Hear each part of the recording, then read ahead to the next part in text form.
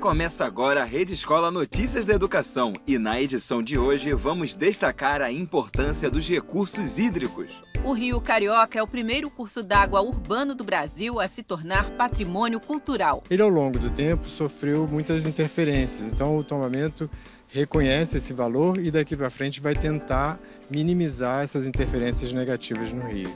Os cursos de verão do Instituto de Matemática Pura e Aplicada. A UNIMP é uma instituição muito incrível, né? E totalmente reconhecida na área da matemática. Então achei que seria uma ótima oportunidade fazer o curso de verão aqui. Os 150 anos dos quadrinhos no Brasil. Os americanos dizem que o quadrinho começou em 1895. O nosso foi publicado em 1869. Nós somos dos primeiros a publicar quadrinhos no mundo.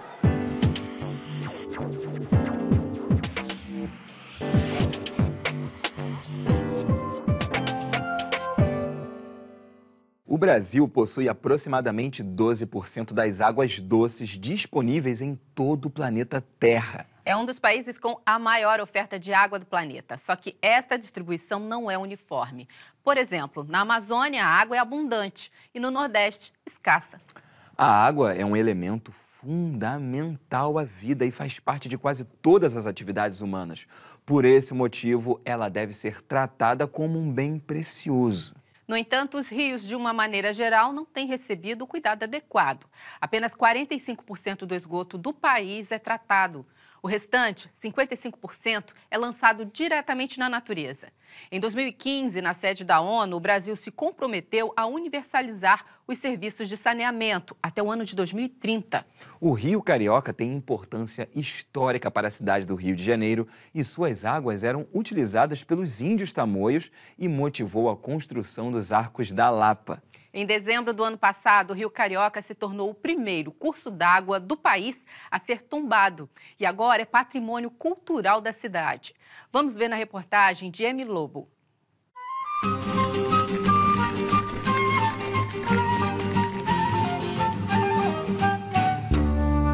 Se quem nasce no Rio de Janeiro é chamado de carioca, é por causa do Rio Carioca. Ele era o rio que banhava, que chegava, descia das encostas da Carioca, né, da Serra da Carioca, e chegava até a Praia do Flamengo. Lá, então, os próprios índios que habitavam essa área usavam. Há lendas de que ele trazia formosura às mulheres que se banhavam nele, etc. e tal. Mas quando o colonizador branco chega, funda a cidade, é o rio que vai dar água, de onde vai se captar água para a cidade, onde as pessoas vão lavar roupa, etc. O rio foi que permitiu que a cidade crescesse, se desenvolvesse naquele lugar. Ele, ao longo do tempo, sofreu muitas interferências, então o tombamento reconhece esse valor e daqui para frente vai tentar minimizar essas interferências negativas no rio. Conseguimos, com verbas de fundo de conservação ambiental, fundos ambientais, fazer essa obra que restaura o reservatório antigo, elimina a captação de água para uso do Rio Carioca, de forma que o próprio Rio Carioca vai ficar um pouco mais forte, mais caudaloso, sem essas captações, e vai trazer água potável, água tratada da SEDAI até aqui para ser armazenada e servir para a população que está mais próxima desse local. E esse espaço vai ser aberto para visitação, junto com a Caixa da Mãe d'Água e o reservatório do Rio Carioca. A Caixa da Mãe d'Água é a ponta desse sistema de captação do período colonial.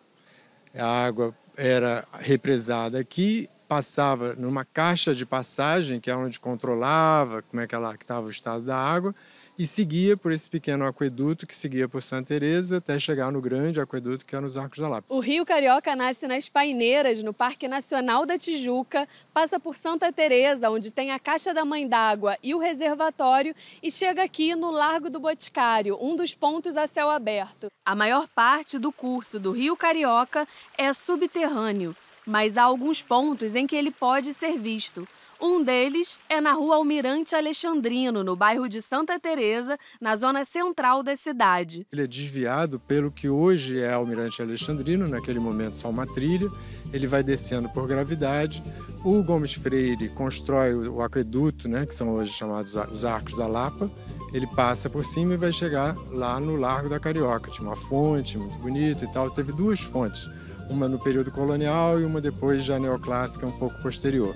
Em uma das duas existem mais. E depois também ele era levado por um cano pela Rua de 7 de Setembro e chegava até o chafariz que tinha na Praça 15, que aliás ainda tem. Havia um anterior, mas existe um do Mestre Valentim que recebia a água do Carioca. Então você vê, o Carioca ele era captado aqui em Santa Teresa, descia por toda Santa Teresa, chegava na Lapa, chegava no Largo da Carioca, cruzava toda a cidade até chegar na Praça 15 e abastecer também navios. A previsão é que em março a obra de restauração do reservatório, jardim e centro de visita seja finalizada. Nós cada vez mais nos conscientizamos de que a água é vida, que a água é escassa, um bem escasso, né? E como a cidade foi criando soluções na busca desesperada por essa água para poder a cidade continuar existindo. Então, cada vez foram fazendo mais instalações de captação da água. Então, as crianças, as escolas, etc., que venham aqui vão entender um pouco dessa história, da importância do rio ser preservado, esse rio que matou a sede de toda a população no período colonial e toda essa estrutura que existiu. Isso é muito importante.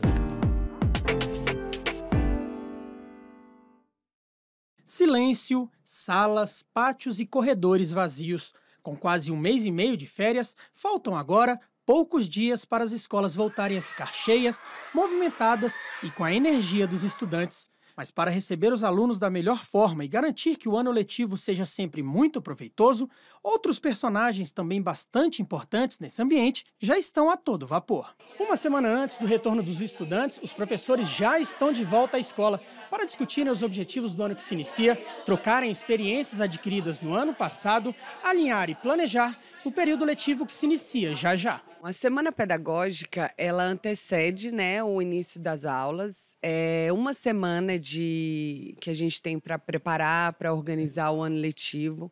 É uma semana que a gente tem a oportunidade de repensar as nossas práticas, revisitar o nosso projeto político-pedagógico. E é uma semana que os professores, de fato, vão refletir sobre os projetos que nós fizemos, o que deu certo, o que deu errado, o que a gente pode melhorar, como que a gente vai organizar as atividades no ano. E tem sido muito rico, O processo de preparação dos professores da rede pública do Distrito Federal, dias antes do início do ano letivo, sempre existiu. E em 2019, a Secretaria de Educação do DF inovou ao determinar que as escolas dediquem toda a semana que antecede as aulas para que os professores organizem o calendário e a acolhida dos alunos da melhor maneira.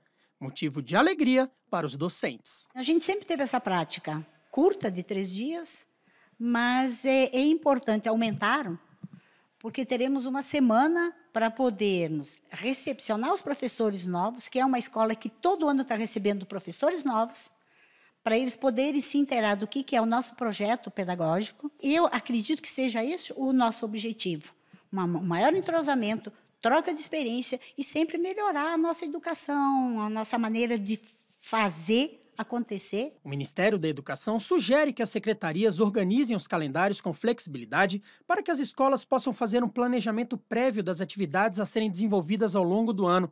Mas as secretarias têm autonomia nessa decisão. O Instituto de Pesquisa Econômica Aplicada, o IPEA, estima que mais de 100 mil brasileiros vivem em situação de rua no Brasil. Destes, 40% estão nos grandes centros urbanos, em municípios com mais de 900 mil habitantes. Em Brasília, a escola Meninos e Meninas do Parque trabalha com a reintegração escolar de jovens e adultos que vivem nas ruas e agora começam a escrever uma nova história. Se você não fez nada quando você era jovem, depois de velho pode esquecer. Isso dá pra quê? Besteira. Não vai conseguir mais nada não. Eu falei, não vou conseguir, por aí que eu vou. Aí que eu perseverei e fui até o fim. Foi na escola Meninos e Meninas do Parque, no Distrito Federal, que Meire retomou os estudos e a esperança num futuro melhor. Ela faz parte dos cerca de 100 jovens e adultos em situação de rua que estão na instituição. Um dia eu cheguei no menino e perguntei para ele, onde você estuda lá? É só gente novo? Não, é para qualquer um. Eu falei, mas lá tem até que série? Não, tem até a 8ª. Eu falei, então é comigo mesmo, porque eu tinha só até a 4ª, Aí eu peguei e estudei aqui, Fiz a 5ª, 6ª, 7ª, 8ª. Aí depois eles me encaminharam lá pro César, Me encaminharam pro César, foi quando eu terminei o ensino médio. Terminei em 2016. Aí eu peguei e comecei a fazer línguas, As matrículas podem ser feitas durante todo o ano letivo, já que o ensino é individualizado. Isso significa que em uma mesma turma existem alunos em vários níveis de aprendizagem. Antes de começar a estudar, cada aluno passa por um acolhimento e aí sim começa o processo de educação integrada e social. Como fosse minha casa, porque é aqui que eu tenho chance, né? Oportunidade de lavar minha roupa, de tomar meu banho, de me alimentar, né? Desde 1995, quando a escola foi instituída aqui no Parque da Cidade, o objetivo é realizar uma educação humanizada. A gente entende que a gente tem que ver o estudante ou a estudante como um todo, ver as suas fragilidades, suas vulnerabilidades e trabalharmos em cima da história que cada um traz ou cada uma traga. Essa escola mudou muito porque, além dos meus estudos, as pessoas começaram a me olhar com bons olhos. Né? Porque eles pensam que pessoas que moram na rua é tudo gente que não presta, né? Diz que é marginal, que é isso, que é aquilo. Com mais de 20 anos de existência, a instituição coleciona histórias vitoriosas, como a do seu Raimundo. Foi através da Escola de Meninos e Meninas do Parque que eu ganhei o meu primeiro prêmio. Eu não sou mais invisível, né? Porque eu era invisível, agora eu me sinto parte da sociedade. A nossa escola, desde 2013, vem sendo campeã do circuito de ciências. Os nossos estudantes, os adultos, apresentam projetos que têm sido vencedores na modalidade de educação de jovens e adultos. Então, nós seguimos todas as normativas de currículo. O diferencial é a forma que esse currículo é aplicado. A gente trabalha com o fazer para conceituar. Quando a gente pega essa história desse estudante e traz para dentro de um currículo, ele se vê. Então, quando ele se vê no que ele tem que aprender, pronto. Quando eles sentiam dificuldades ou alguma dificuldade, eles acabavam desistindo. E nós percebemos isso, nós ficamos preocupados com isso, para que ele não evadisse a escola, que ele não sumisse, que ele continuasse, que ele desse continuidade aos estudos. E a gente dizia, o que você quer? Eu quero ser veterinária, né? Então eu quero ter um emprego digno, né? E minha casa também, né? Muitos achavam que não tinham condição mais de estudar, que já estavam velhos, que não tinham mais oportunidades. E a gente percebeu e tentou mostrar para eles, a gente tenta mostrar até hoje que eles têm várias oportunidades. E que o Enem é uma delas, o Enseja também. Eles querem essa chance e muitas vezes não encontram. Eles acabam acreditando neles e veem essas possibilidades dessas avaliações, uma forma de conseguir algo melhor na vida. Eu aqui estou com o pé na faculdade, estou terminando o meu último semestre de espanhol no CIL 2, que eu faço espanhol. Sou porta-voz da cultura de Brasília, da revista Traço. Mudou tudo, porque não tinha nada, né?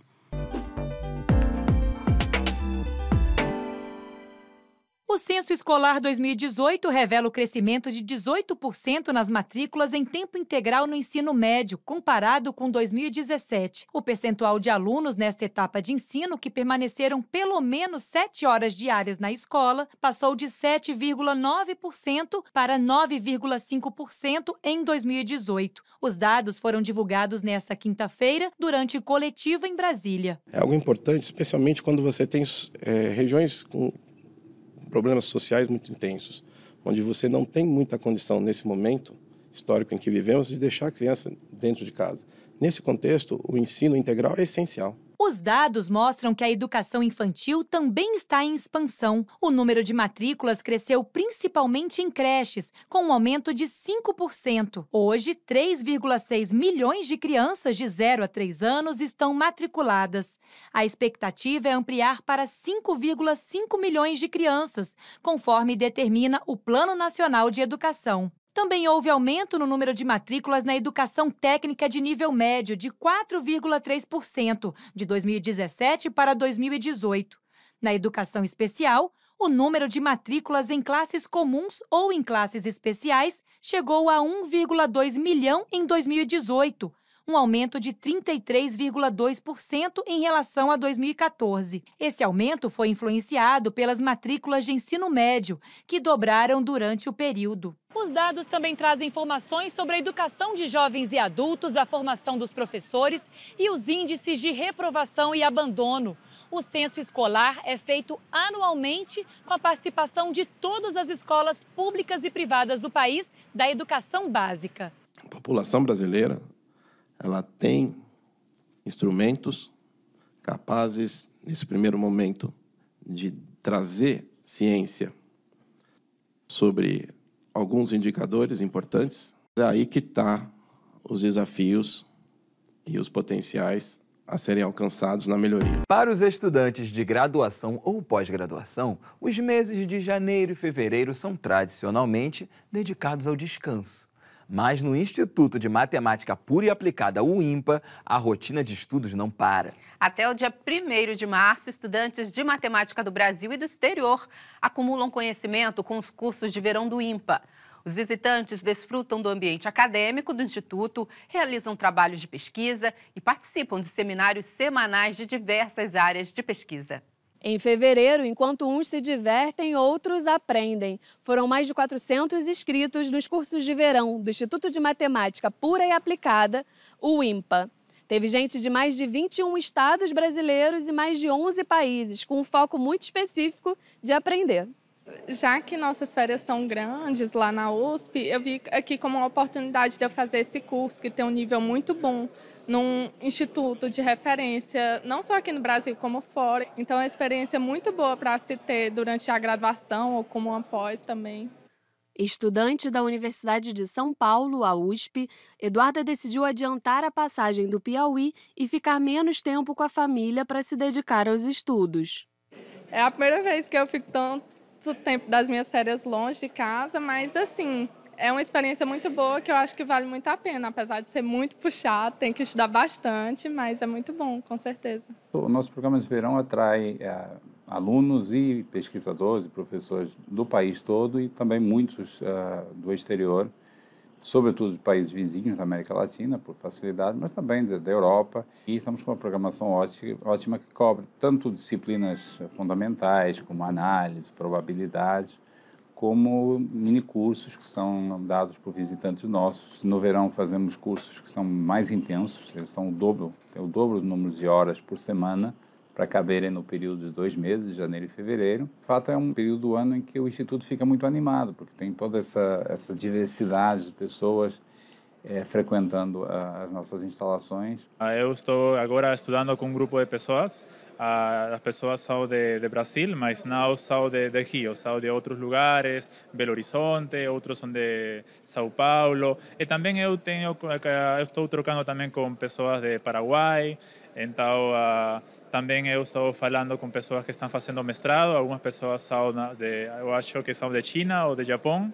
E algumas pessoas são de Inglaterra. Então, é uma diversidade muito vasta de pessoas de diferentes países também. Os cursos de verão do INPA são gratuitos e há também algumas bolsas de ajuda de custo para os estudantes. Mas o diferencial mesmo é a qualidade do ensino e foi isso que chamou a atenção da doutoranda Bruna. O INPA é uma instituição muito incrível, né? Totalmente reconhecida na área da matemática. Então achei que seria uma ótima oportunidade fazer o curso de verão aqui. Eu tinha muito interesse em matemática porque para estudar bem física eu preciso ter uma muito boa formação em matemática. Na Costa Rica não temos cursos tão diversos como aqui e acho que também é muito importante porque amplia meus horizontes, porque só na graduação não há possibilidade de conhecer tudo isto. Então, assim como para mestrado ou doutorado, já temos algumas ideias para fazer pós-graduação. Inácio é um dos muitos alunos que, depois que fazem o primeiro curso de férias, voltam no ano seguinte e se tornam frequentes. Há alguns anos eu participei nas Olimpíadas de Matemática e a finalização da uma dessas estava o professor Gugu aí e ele disse que se nós queríamos vir aqui ao INPA para o programa de verão, então eu apliquei. A preocupação que a gente às vezes tem com alguns alunos é avisar para ir devagar e não tomarem cursos demais, porque o ensino é muito intenso e a avaliação é muito rigorosa. Mas assim mesmo nós temos alunos fazendo 3, 4 cursos aqui durante o verão e frequentemente se dando muito bem, com boas notas. Uma novidade dessa edição foi a Conferência Mundial de Live Coding. O evento é inédito no Brasil e conta com os principais pesquisadores internacionais de codificação ao vivo. O live coding é uma forma inovadora de juntar o ensino da ciência da computação com práticas criativas, como a música eletrônica. Nele, o músico utiliza o computador como instrumento e, através da linguagem de programação, cria e toca música eletrônica em tempo real. Nós somos uma instituição de matemática e é interessante trazer a música para combinar com isso tudo, né? Usar a música como um fator pedagógico para fazer as pessoas se interessarem por essas disciplinas que são teoricamente mais difíceis, né? Computação e matemática.